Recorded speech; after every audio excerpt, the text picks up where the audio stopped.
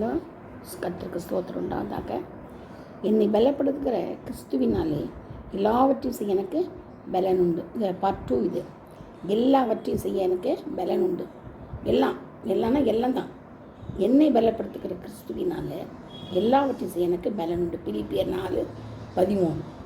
எல்லாவற்றையும் டாபிக் நம்மளுக்கு இப்போ எல்லாவற்றையும் யார் செய்கிறது? கிறிஸ்து தான் செய்கிறது. நம்மளுக்கு எல்லாமே ஒரு கண் அசைது, காது அசைது, கால் அசைதுன்னு இருதயம் துடிக்குது அப்படின்னா ஒவ்வொரு அசைவும் கிறிஸ்துவினால் தான் முடியும். எல்லாவற்றையும் அவரால் தான் செய்ய முடியும்.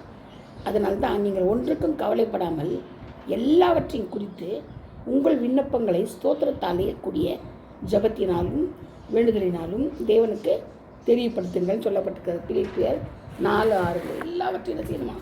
அவருக்கு விண்ணப்பங்களை ஸ்தோத்திரத்தையும் செலுத்தணுமா, தெரியப்படுத்தணுமா. அவர் எல்லாவற்றையும் தமக்கு கீழ்ப்படுத்தி கொள்ளத்தக்க தம்முடைய வல்லமையான செயலின்படியே நம்முடைய அற்பமான சரீரத்தை தம்முடைய மகிமையான சரீரத்துக்கு ஒப்பாக மறுரூபப்படுத்துவார். பார்த்தீங்களா? பிலிப்பியர் 3:21 சொல்லப்படும். எல்லாவற்றையும் தமக்கு கீழ்ப்படுத்துகிறார். என் கர்த்தராகிய கிறிஸ்து இயேசுவை அறிகிற அறிவின் மேன்மைக்காக எல்லாவற்றையும் நஷ்டமென்று எண்ணிக்கொண்டிருக்கிறேன். நம்ம எல்லாமே என்னது? நஷ்டமென்று எண்ணிக்கொண்டிருக்கிறேன்னு சொல்கிறார். எல்லாம் நஷ்டம்தான். நஷ்டமும் குப்பையுமா இருக்குது. கிறிஸ்தியேசுவுக்காக அறிகிற அறிவு மேன்மைக்காக எல்லாவற்றையும் நான் என்ன செய்யணும்? குப்பையாக நினைக்கிறேன்றார். பிலிப்பியர் 3:8. இறங்கினவரே எல்லாவற்றையும் நிரப்பத்தக்கதாக எல்லா வசனங்களுக்கும் மேலாக உன்னதற்கு ஏறி வருகிறவமாக இருக்கிறார். சரிங்களா? எபேசியர் 4:10. எல்லாம் நம்ம கரெக்டாக பார்த்து தான் நம்ம செய்ய முடியும். ஓகேவா?